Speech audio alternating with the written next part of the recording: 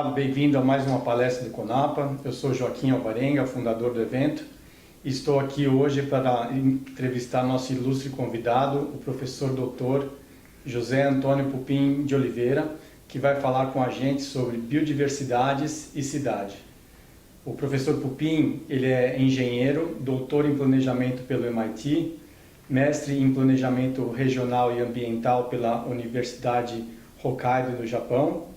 Ele é professor pesquisador na Fundação Getúlio Vargas e professor colaborador do Instituto COPEAD de Administração da Universidade Federal do Rio de Janeiro. Ele também é professor colaborador na Universidade de Fudan, na China, e pesquisador visitante no MIT Joint Program on Science and Policy for Global Change da Universidade das Nações Unidas. O professor Pupim tem mais de 20 anos de experiência atuando como economista em políticas públicas e focando no desenvolvimento sustentável. Professor Pupim, muito obrigado pela sua presença e muito obrigado por estar colaborando pela disseminação do conhecimento. Eu que agradeço aí o interesse seu de conhecer mais sobre o meu trabalho. Então, conta pra gente como que o senhor trabalha com esse tema de biodiversidade e cidades, ou biodiversidades. Bem, o meu interesse maior é saber como essas questões globais, né, se inserem nos contextos locais, particularmente em cidades, né? E o tema da biodiversidade é interessante porque, em geral, as pessoas imaginam que a cidade não é um lugar para biodiversidade, cidade é um lugar de edifício, e mesmo, às vezes, a gente pensa que existe biodiversidade como os parques, né? Muitas vezes tem muita pouca biodiversidade, exatamente porque as espécies não são do local, ou porque o uso de muitos químicos e uma série de fatores que fazem com que tenha a biodiversidade baixa, que tem implicações, como a gente vai ver, muito importantes para a vida nas cidades, né? Legal. E qual é o benefício da conservação e da biodiversidade para as cidades? Bem, a biodiversidade em geral é relacionada à diversidade de espécies, né, de organismos, está muito ligados ao que a gente chama de ecossistemas. A biodiversidade não existe só em laboratório, ela existe dentro de um conjunto de ecossistemas que fazem com que a biodiversidade possa também evoluir, né, com o tempo e também possa, de alguma forma, gerar uma série do que a gente chama de benefícios, né, para a sociedade em termos de serviços ecossistêmicos. Então, os ecossistemas são parte fundamental da preservação da biodiversidade, gera também uma série de benefícios para a sociedade, principalmente cidades. Então, a gente tem desde os benefícios, por exemplo, muitos parques são importantes para mananciais de água, né? Como também para o microclima, né? Vocês sabem que é muito mais confortável você estar dentro de um parque, no meio aqui em Trianon, né, perto da Paulista, do que você estar no meio da rua, no meio do asfalto.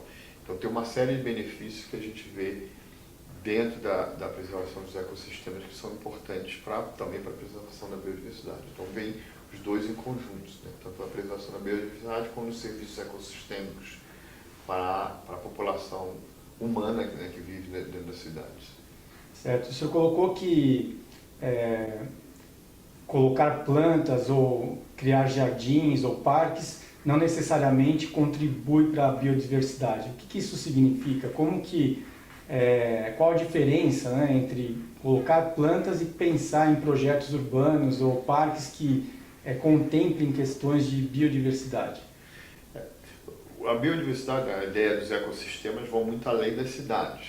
Então a gente está aqui em São Paulo, né, mas na realidade, há 500 anos atrás, não era uma cidade. Isso daqui era um ecossistema que ainda sobrevive em algumas partes da cidade e ao redor e muito além, né, que boa parte disso é a Mata Atlântica. Então, a biodiversidade que a gente vê dentro da Mata Atlântica estava presente aqui em São Paulo há 500 anos atrás. Com a evolução da cidade, muito disso desapareceu e muito da parte verde que entrou na cidade, na realidade, não era parte do ecossistema existente. Então, é uma coisa um pouco, como eu poderia dizer,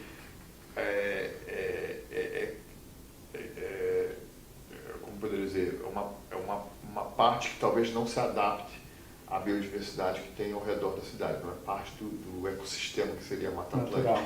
Não quer dizer que seja ruim, muitas dessas plantas foram trazidas já há séculos atrás, se adaptaram muito bem à cidade, né? E algumas vezes tem benefícios também em termos de gestão, são muito mais fáceis de podar ou de cuidar, que faz com que as cidades usem plantas diferentes, ter a biodiversidade das plantas que originalmente eram da área, como na agricultura, né? Muitos dos produtos agrícolas, na realidade, são espécies de outras áreas. Então, como fazer essa compatibilidade entre a cidade, as espécies que já existiam antes daqui ainda existem, e as novas espécies é um desafio dentro da gestão urbana, né? Entendi. E qual é a vantagem ou como a biodiversidade tem um efeito sobre as pessoas? Você vê, por exemplo, eu acabei de mencionar, você dentro de um parque é muito mais confortável, né, a temperatura do que você estando dentro de um lugar de concreto. Então as pessoas se sentem, tem muitos estudos já que mostram, por exemplo, impactos não só em termos de psicológicos, as pessoas têm muito menos estresse. Também incentiva as pessoas a fazerem mais exercício. Quando você tem parque, tem biodiversidade. Eu até mencionei para você, hoje eu vinha para o trabalho, eu vi esses periquitos, né? Não me lembro qual era a espécie, não deu para ver, mas uma série de periquitos cantando me deu muito mais alegria, eu estou indo para o trabalho menos estressado, né?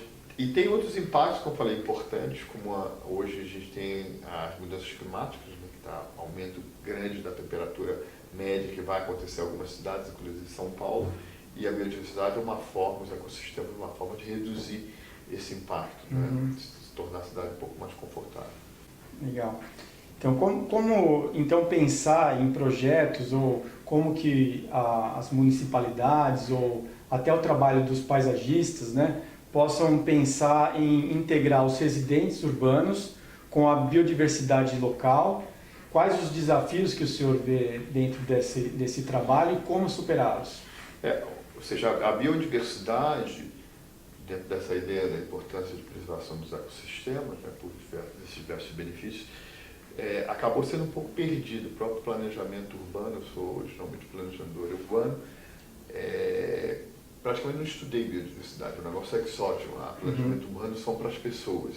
E as infraestruturas que a gente usa para dar qualidade de vida das pessoas na cidade, em geral, são infraestruturas artificiais. A ideia do planejamento urbano, a ideia é de oferecer soluções para a cidade para a melhoria de qualidade de vida de seus habitantes. E o planejamento urbano, durante muito tempo, foi a ideia de separar os indivíduos da natureza, né, da biodiversidade, até porque em muitos casos existiam muitas doenças que vinham junto com a biodiversidade, como malária, febre amarela, etc., que são relacionadas um pouco a essa interação entre o homem e biodiversidade, mas uma análise um pouco errônea, como se quiser eu explico depois, de como boa parte dessas doenças avançam quando há o desmatamento, né, quando há a destruição da biodiversidade. Então o planejamento urbano evoluiu dessa forma, mas recentemente tem se visto que boa parte dessa infraestrutura marrom, que a gente chama, né, o concreto, pode ser substituída por o que a gente chama de infraestrutura verde. Eu acabei de mencionar com você a ideia do saneamento urbano, né? Então, saneamento, uma estação de tratamento de esgoto, pode ser, talvez, boa parte dessas pessoas substituída por uma área alagada sob um pântano, né? Principalmente reciclagem de nutrientes orgânicos. Então, como você olhar as soluções para a cidade de forma diferente, pensando na biodiversidade. E quais os desafios de trabalhar essa nova visão dentro dos centros urbanos e quais os caminhos que o senhor enxerga para superar esses desafios? Eu acho que o principal desafio é, primeiro, a questão de que as pessoas tradicionalmente não viram a biodiversidade como parte da solução, né? Os ecossistemas como parte da solução da cidade, como algo que deve ser eliminado para vir outro tipo de infraestrutura. Então, mudar uma série de formas da gente pensar a cidade, aí entra desde a parte dos engenheiros, até as partes dos planejadores urbanos, até a parte da população em geral, né, de olhar a biodiversidade de uma forma diferente. Então, o treinamento, né, e a mudança de visão de cabeça das profissões, inclusive o paisagismo e outros, é fundamental para que isso possa avançar, primeiro, dentro da cabeça das pessoas, e segundo, as pessoas pesquisarem mais e criarem as soluções técnicas, né? Ou seja, a gente não quer trazer a Mata Atlântica de volta para toda São Paulo, mas qual seria uma maneira de compatibilizar parte da biodiversidade que tem a Mata Atlântica como infraestrutura verde dentro também das restrições que a gente tem dentro da cidade. Muitos ecologistas também falam, não, vou plantar floresta amazônica em Manaus ou em São Paulo. Hoje isso já não é possível, a gente tem que criar uma solução no meio termo. E precisa todo um desenvolvimento, não só da cabeça das pessoas para terem certeza, né, e politicamente avançar essa agenda, mas também na parte técnica, para investimento em pesquisa, para que profissões como engenharia, paisagismo possam desenvolver, né, essa ideia de biodiversidade dentro das suas profissões. Interessante. Que são essas pessoas que fazem as cidades são construídas por elas. Então, pensando nessa atuação, que é o foco do nosso público, como que o trabalho do paisagista, né, ele pode influenciar a biodiversidade, tanto o paisagismo imobiliário, o residencial, o comercial, ele pode ter um impacto? Claro, é fundamental. Os paisagistas, em geral, são responsáveis pela paisagem da cidade, que é a distribuição física, né, dos edifícios, das infraestruturas da cidade. E durante muito tempo, né, os paisagistas sempre oraram, de alguma forma, as espécies exóticas, talvez como a solução por questões estéticas, né? Eu mesmo visitei lá no Rio o museu lá do Gordon Marx, por ter espécies do mundo todo. E que é importante também, mas como na cidade a gente começar a valorizar mais as nossas espécies locais, né, de um lado. Por outro lado, essa ideia do ecossistema como um todo, que tem que ser conectado, então a gente tem que criar corredores, né, ecossistema, como algumas cidades já estão fazendo, como Singapura e outras, ou seja, a ideia de conectar os diferentes parques, as diferentes áreas verdes, para que a biodiversidade e os ecossistemas possam funcionar melhor, e também com a ideia de que a relação entre as pessoas e a paisagem, procurar entender um pouco mais isso, ou seja, quando você coloca um tipo de paisagem que seja mais adaptada ao ecossistema que está ao redor da cidade ou dentro da cidade, de que forma as pessoas reagem, de que forma elas vão achar que aquilo talvez seja uma solução melhor do que trazer as espécies exóticas, né? Como você adaptar, né, a biodiversidade à realidade daquela cidade.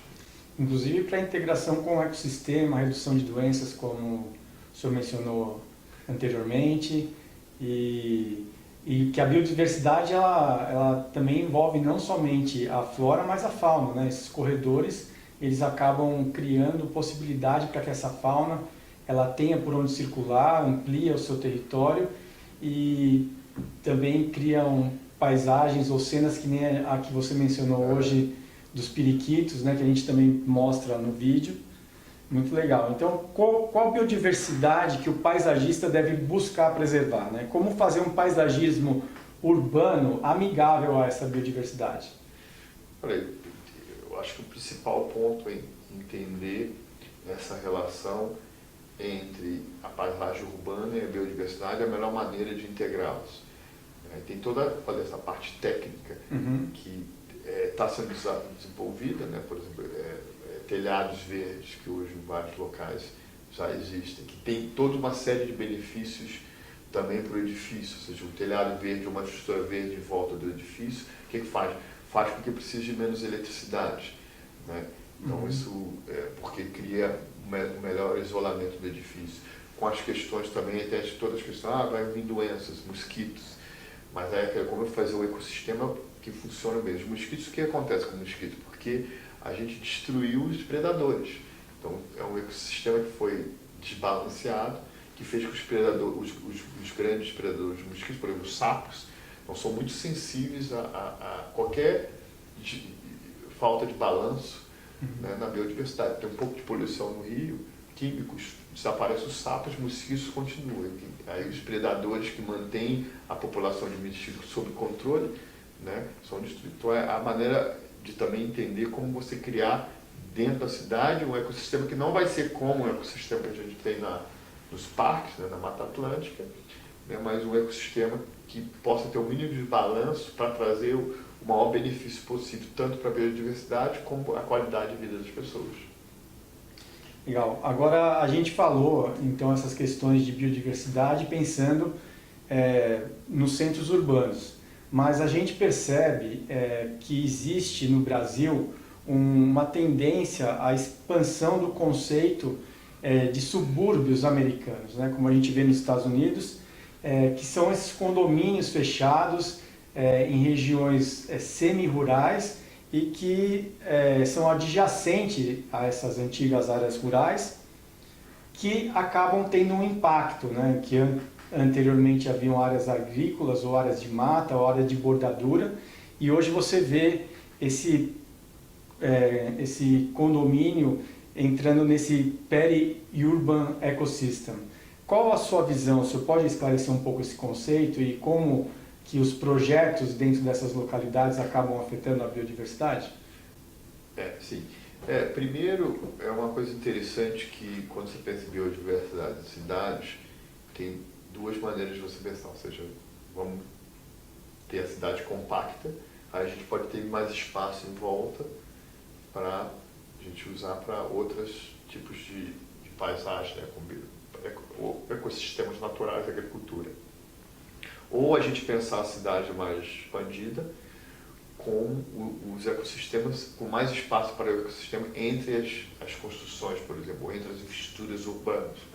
Um pouco do subúrbio era essa ideia de levar as pessoas um pouco de volta para ter mais espaço, etc. Mas acaba numa cidade como São Paulo, uma cidade grande, ela afetando muito o ecossistema que está em volta, que é muito escasso já, e boa parte, por exemplo, da água ou de muitos dos serviços que a cidade como um todo poderia usar são consumidos por essa expansão urbana desordenada, que gera outros problemas, como problemas de tráfego, problemas de custo também da infraestrutura urbana para chegar nessas áreas mais menos densamente populadas. Né? Com isso, tem esse trade-off entre você ter uma cidade sustentável, você possa ter espaço para a biodiversidade, ao mesmo tempo uma cidade que não possa expandir de uma forma menos controlada, que faça com que impacte a biodiversidade em volta da cidade. Como se fazer essa compatibilidade entre desenvolvimento urbano e a biodiversidade? Uma das maneiras seria você priorizar o desenvolvimento desses condomínios e outros em áreas que estejam já degradadas, que você possa fazer os condomínios e ao mesmo tempo recuperar essas áreas degradadas, né, com mais biodiversidade. Então, essa é uma forma de você usar uma iniciativa privada que vai ganhar em termos de desenvolvimento imobiliário, ao mesmo tempo a biodiversidade, a cidade vai ganhar tendo mais áreas verdes entre as casas, com essa regeneração do ecossistema. É uma maneira de se pensar também. Existem algumas diretrizes mestras nesse tipo de desenvolvimento imobiliário, onde os paisagistas possam se firmar para conceber seus projetos e tipo de ocupação? Sim, existe uma convenção, né, internacional da ONU, que chama Convenção da Diversidade Biológica, CDB, né, que foi assinada na Rio, né, começou na Rio 92, e se desenvolveu durante os anos, com vários acordos e várias guias, né, de como integrar a biodiversidade ao desenvolvimento. E o que temos temos um grupo de cidades biodiversidade, hoje é uma parte importante das discussões da convenção, dessa parte de trazer a biodiversidade para a cidade, mas também como ter uma cidade que não destrua a biodiversidade além da cidade, né, como a gente acabou de falar, expansão da cidade. Ou o consumo de madeira de áreas de desmatamento ilegal. Por exemplo, o desmatamento ilegal na Amazônia, na realidade, é consumido em São Paulo, boa parte da maneira como a gente criava mecanismos de controle para isso. Né? Então existe, hoje que a gente chama, em inglês chama LBSAP, Local Biodiversity Strategy and Action Plans, ou seja, é um guia de como integrar a biodiversidade e o desenvolvimento local, que pode ser usado para a cidade, mas pode ser usado também para condomínios, desenvolvimento de condomínios. É uma série de guias que dão diretrizes tanto em termos de processo de decisão, como diretrizes técnicas, né, de como você avançar com a biodiversidade, planejar a biodiversidade em nível local. Isso é ligado um pouco à Convenção da Diversidade Biológica, que desenvolveu ao longo dos anos essas ideias e uma série de ferramentas que existem hoje para que possa ser feito, né? Legal. Essas diretrizes, ou até esse conceito de planejamento das cidades, dentro do que foi discutido na Rio, você tem algumas cidades do Brasil que já existem projetos que seguem essas linhas, né? Dentro do seu trabalho eu vi que você cita o caso de Curitiba. Então, como que a cidade, como Curitiba se diferencia das outras cidades brasileiras nessa questão? Então, Curitiba foi importante porque teve uma dessas reuniões da Comissão da Biodiversidade, que chama COP, né? Convenção das Partes, Conferência das Partes, que foi em Curitiba, acho que em 2006. E dentro disso, Curitiba se projetou também como uma cidade que incorpora a biodiversidade, tomou uma certa liderança em nível internacional de esses planos que eu acabei de falar, né? Então, Curitiba foi importante nesse aspecto, talvez por essa questão de ter uma reunião da convenção lá. E a partir disso criou uma série de ferramentas que foram usadas em outras cidades, e outras cidades até já trabalhavam comigo, o próprio São Paulo. São Paulo tem todo um interesse, né, uma ação da biodiversidade, até porque a água da cidade depende muito da biodiversidade que está ao redor.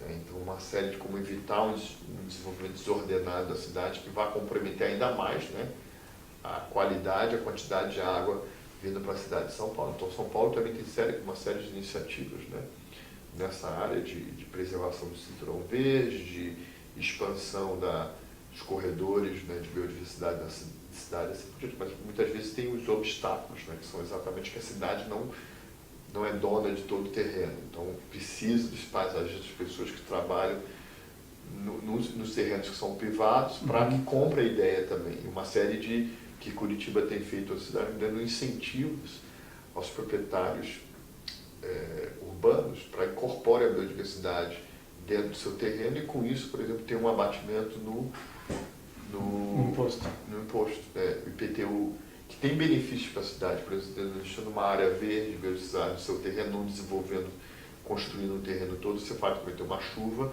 essa chuva vai ser absorvida mais fortemente pelo terreno que é aberto do que o terreno que é cimentado, né? E gera uma série de consequências depois em termos de inundações, né? Então, como você dar uma série de incentivos para os proprietários que são privados, também incorpora essa ideia no seu dia a dia e nos novos desenvolvimentos que tenham, né? Sobre essa questão de lote privado, né, o uso de lotes privados, além do paisagismo ornamental, uma questão que envolve a biodiversidade é a pressão que as cidades exercem sobre as áreas além da cidade, né, com a demanda de alimento e produção em escala. E daí vem um outro conceito que eu gostaria também de que você explorasse um pouco, que é a questão da agricultura urbana. Esses lotes privados mudando a paisagem urbana e se tornando lotes de produção de alimento. Uma outra ideia, né, que veio como ele desafiar os planejadores urbanos, que a cidade, quando foi pensada pelos planejadores, é a ideia de que não ter espaço para agricultura e não ter espaço para biodiversidade, mas estamos incorporando esses usos, né, dentro dos conceitos e ideias de planejamento urbano. Como veio a biodiversidade, veio também a agricultura urbana. Hoje, muitas cidades, boa parte dos produtos que vêm para os seus mercados, vêm, na realidade, ou das áreas periurbanas ou mesmo das próprias áreas urbanas, né?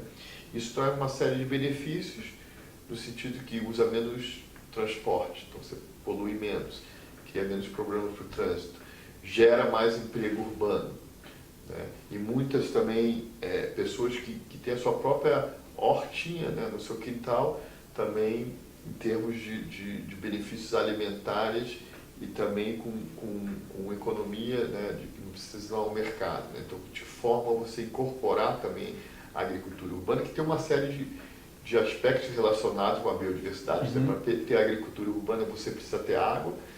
Né? E muitas cidades, por exemplo, o problema da água tem problemas na água, ou seja, alguma cidade é proibido você usar água para hortas, né, agricultura urbana, porque não tem água para consumo próprio, né? Então, de que forma você preservar o ecossistema, que você possa captar a água da chuva e usar, por exemplo, na agricultura urbana. Mas é um outro conceito que tem vindo com bastante força, né? Existem muitas cidades onde a agricultura urbana é fundamental, tanto como produção local, mas também como áreas de lazer para as pessoas, que possam se engajar, hortas comunitárias, onde as pessoas possam se encontrar, conversar, né? E com isso criar todo um capital social. Um trabalho social, né? Como a gente pode citar o exemplo de Detroit, que teve toda uma revitalização em torno dessa agricultura e criou-se condições para elevar a moral, né? A interação social. Exatamente. Criam espaços que sejam públicos, né, onde as pessoas possam se encontrar e, com isso, desenvolver trabalhos de preservação da biodiversidade ou de agricultura urbana, que gerem também uma série de outros benefícios além da própria produção. Né? Aí, benefício psicológico, em termos de estresse, maior interação social entre os vizinhos e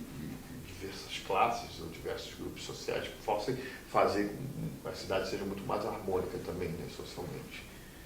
Dentro da perspectiva internacional, que você tem contato com outras cidades e em grandes centros urbanos, qual o futuro da biodiversidade no Brasil, para as cidades brasileiras? Tanto no Brasil como fora, né, ou seja, a perda da biodiversidade é um dos maiores problemas globais. Tem sido desaparecido várias espécies que poderiam, por exemplo, no futuro servir de curas para doenças ou espécies que poderiam levar a novos conhecimentos em termos de comportamento animal, etc. A gente tem perdido essas espécies. Inicialmente se pensava que a conservação, a preservação da biodiversidade ia em lugares longe, né? Mas mais e mais se vê que as cidades são importantes para a conservação da biodiversidade. Eu estava no Canadá mês passado, interessante que eu vi uma palestra, né, do fundo da Colômbia Britânica sobre preservação da biodiversidade, que em geral compra terras ou trabalha nas áreas rurais, e eles viram muitas espécies que estão em extinção na Colômbia Britânica, na realidade estão nas cidades. E o recurso que eles têm, que antes eles compravam as terras, né, é muito difícil, porque nas cidades são muito mais caros, ou seja, um lugar longe, você pode comprar 1000 hectares, na cidade você compra um. Né? Então, como eles usarem outro tipo de estratégias para tentar salvar essas espécies que hoje, nada mais que vivem nas cidades ou nas áreas periurbanas, né? Então, de que forma você fazer isso? A gente tem a mesma coisa aqui no Brasil. A Mata Atlântica tem uma parte muito pequena que ainda existe, né? São nas áreas onde há a maior pressão de desenvolvimento, tanto na agricultura como também nas cidades. Por um lado, tem essa pressão grande, cada vez maior, né, com o crescimento das cidades, mas por outro lado, também a gente tem um desenvolvimento, primeiro, do entendimento da importância das cidades para a biodiversidade. Eu acho que hoje a gente conhece bem mais do que há 20 anos. Segundo, a gente tem também muito mais em termos de ferramentas para incorporar a biodiversidade em cidades, se bem que precisamos avançar muito mais, mas hoje já entendemos muito mais de como fazer isso, né, como avançar essas políticas na cidade. E aí a questão agora é como transformar isso que talvez seja uma minoria ou esteja um nicho em uma prática muito mais comum entre os paisagistas, planejadores urbanos e engenheiros, né? Que não seja somente uma minoria, uma coisa que seja exceção, mas que seja a regra. Né? Ok, muito obrigado pela sua participação, pela mensagem e até a próxima. Tá, obrigado.